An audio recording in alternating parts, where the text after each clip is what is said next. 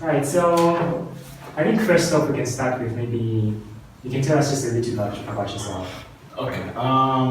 In a nutshell, my name is Mwila, as many might know. I'm a social entrepreneur, a governance expert, as well as a renowned continental speaker, so to speak. My area of focus has always been about governance and leadership and how best can we provide alternative solutions to the various problems that Africa, as well as Zambia, is being confronted with. Many other times we mistake entrepreneurship to basically making money, but entrepreneurship is all about identifying a problem, providing a solution, and seeing how best that solution can be of benefit to society at large. And that is the base upon which I live, exist, and breathe. To see how best I can identify one particular problem, provide a solution, and see how best that solution can be beneficial to the majority of people at large. Oh, okay. But what motivates you? What gets you up in the morning? I think what really motivates me is understanding that problems in themselves are inevitable, and as a people we have to be the inevitable solution to those inevitable problems. Many of the times that we as young people, we are basically armchair critics. That's the easiest thing to do, right? It's easy for me to say that I don't like your jacket, but I don't give you an alternative to the jacket which I'm actually wearing right now. But that's not the kind of nation and that's not the kind of world we have to create for ourselves, where we only observe problems, critique those problems, and we leave a gap. So basically, I think for me, what really motivates me on a daily basis is understanding that my why of existence is identifying, discovering those problems that are confronting people and seeing how best I can ignite a solution to those particular problems. I think that's what motivates me. Oh, very inspiring. Yeah. Okay. What about fears? Is there anything that man, I fear failure, man.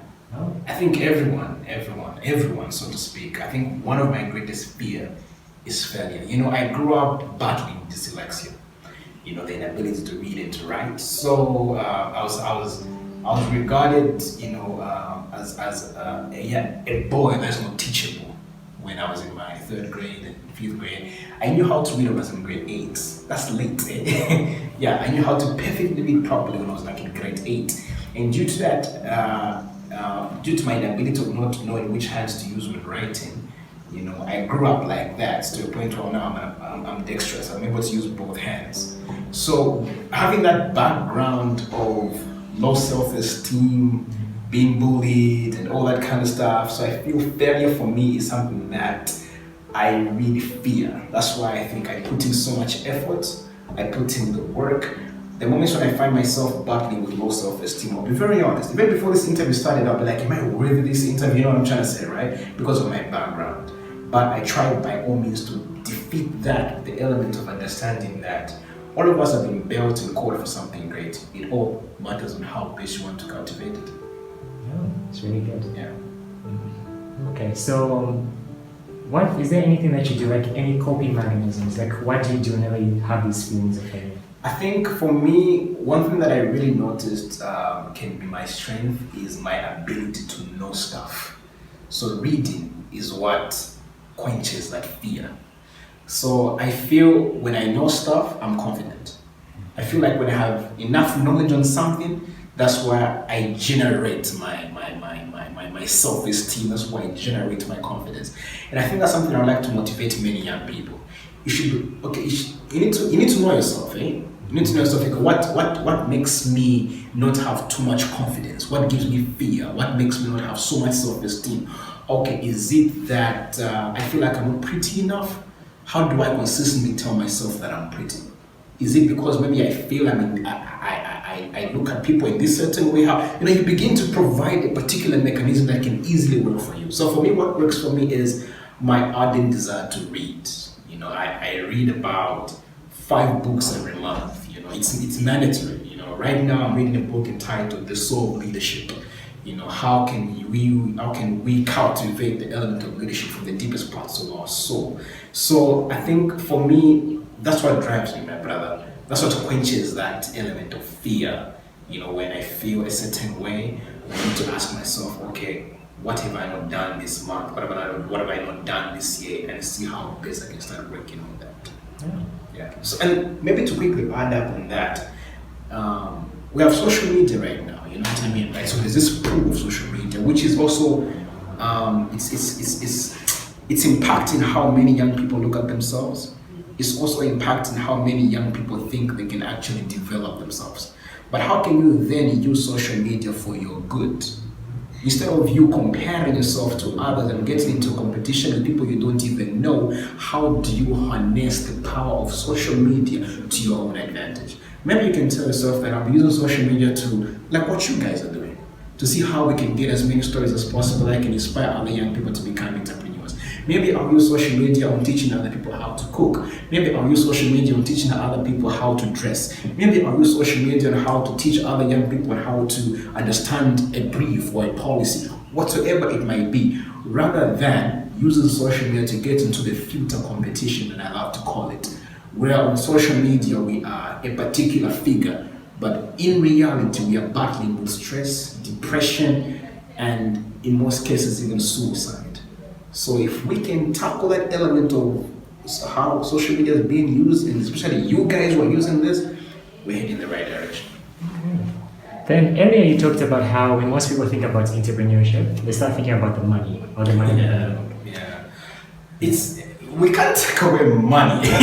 Literally, I am where I am right now because I need money to push things, you understand, right? But at the end of the day, when you have love and passion for something, money becomes secondary.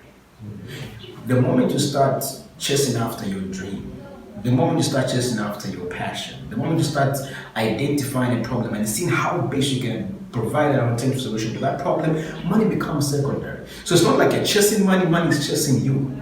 So people are able to see that, hey, man, what these guys are doing, they're providing a platform to see how many young people can become entrepreneurs. How can we fund these guys in order to actualize their dream even more? Already I'm inspired by what you guys are doing. So after you leave, I'll be able to say, okay, I'll commit 1,000 questions to what you guys are doing. Money is following you because I've bought into your dream.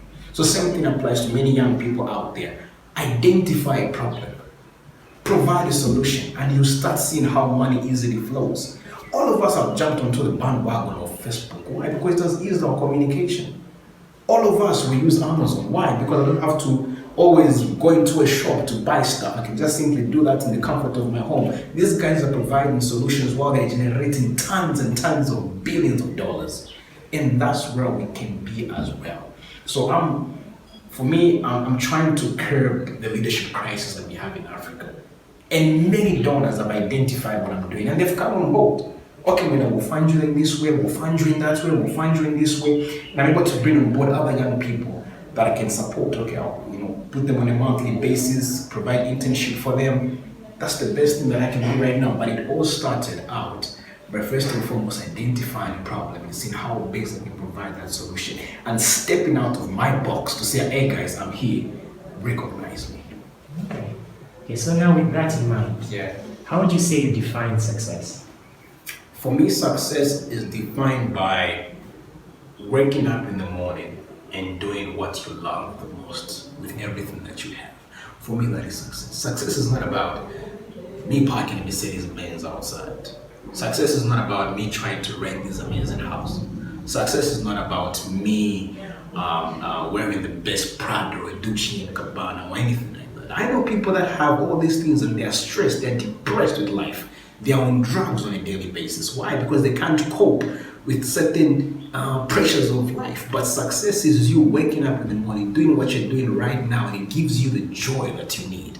You understand, right? I feel that's what's important. You get it, right? I'm inspired when I go through scripture and I see this man called Jesus, you know what I mean, right? Up until this very moment, it's been 2,000 years, we still talk about this man, eh? And he had less to him, but he regarded himself as a successful man. Why? Because he was able to influence a majority of people into believing what he believed. And many of us have bought into that philosophy.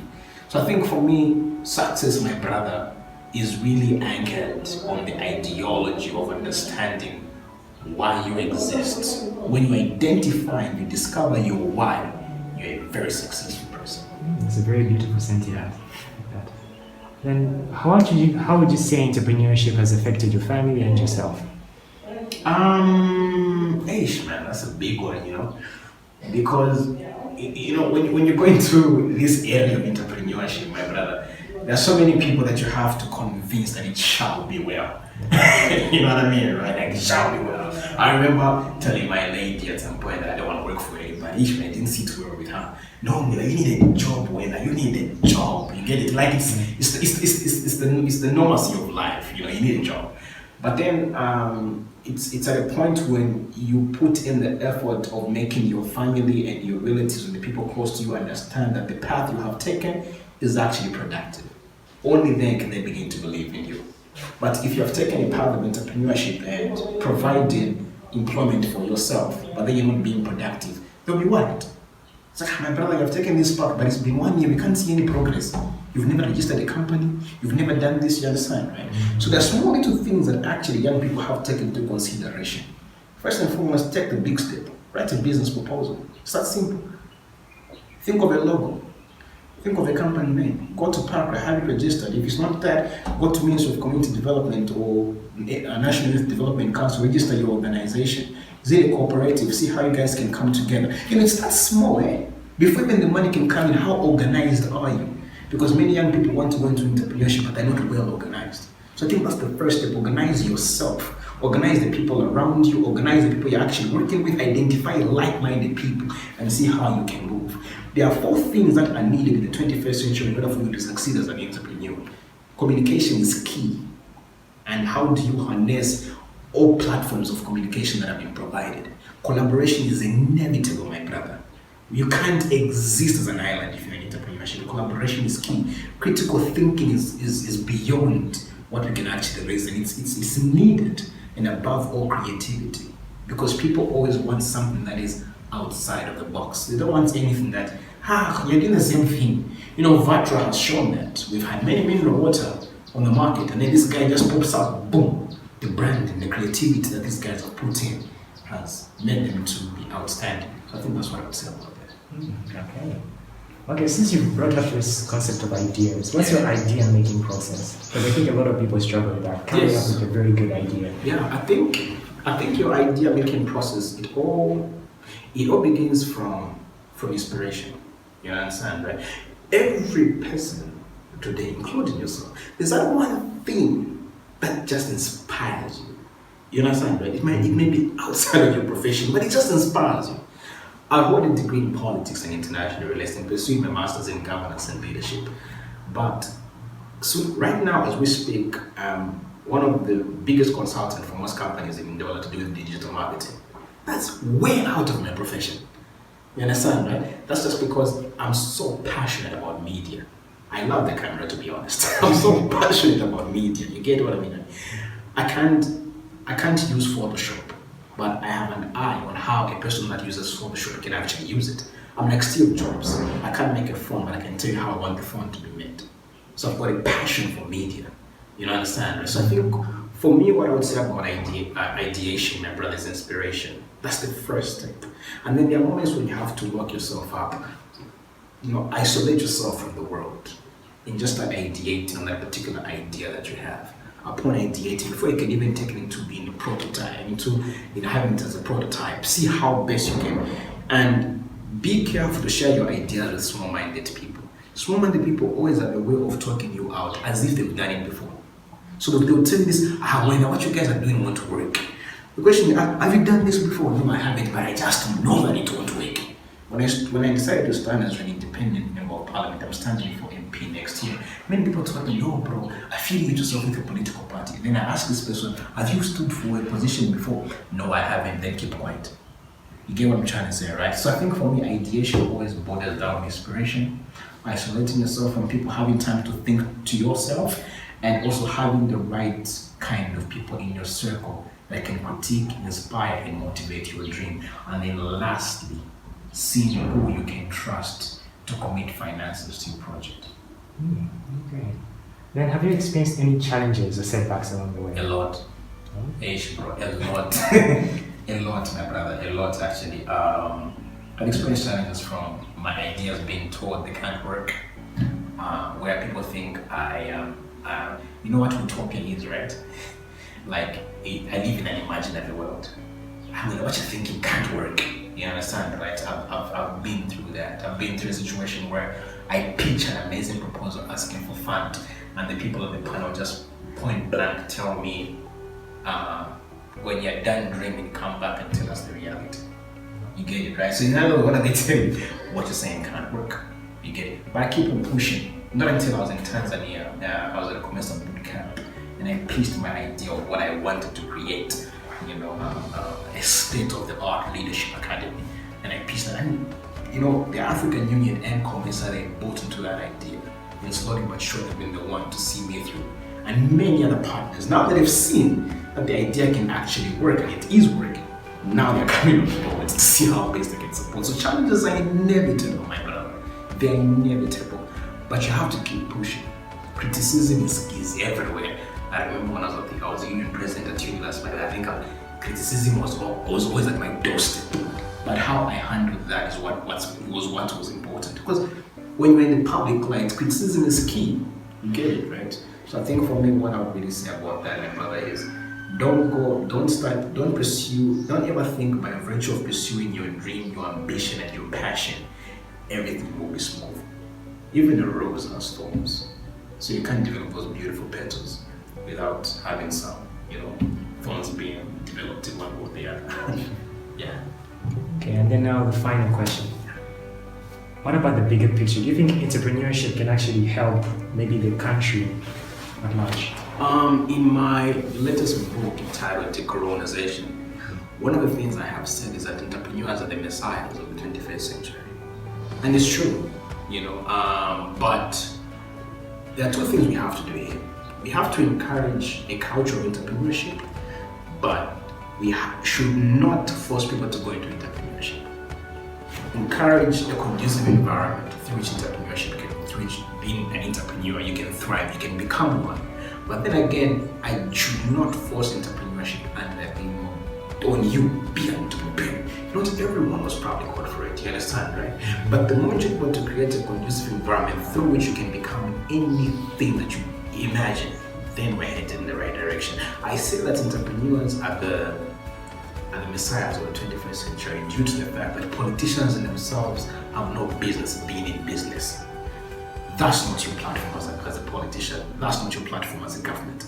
As government, your job is to create a conducive environment through which your citizens can become what it is they want to become. If we create policies such as a young person that goes into business or that ventures into entrepreneurship, they will not pay tax for maybe 5 years, then we're making those progressive directions. If we're able to develop for ourselves what I would love to call the Zambezi Valley, Tech Valley, which is more like the Silicon Valley for Zambia, then we're heading there. So then we are creating a platform where people can become what it is they wish to become. You understand, right? So entrepreneurship is key. America, let me just say the Western world, it is what it is today because of what? Entrepreneurship, whether we like it or not. So it is key, my brother. But at the end of the day, we also have to see when these environments have been created through which entrepreneurs can thrive, you and me, what is our responsibility? Our responsibility as citizens now is to see how best we can develop certain skills for ourselves.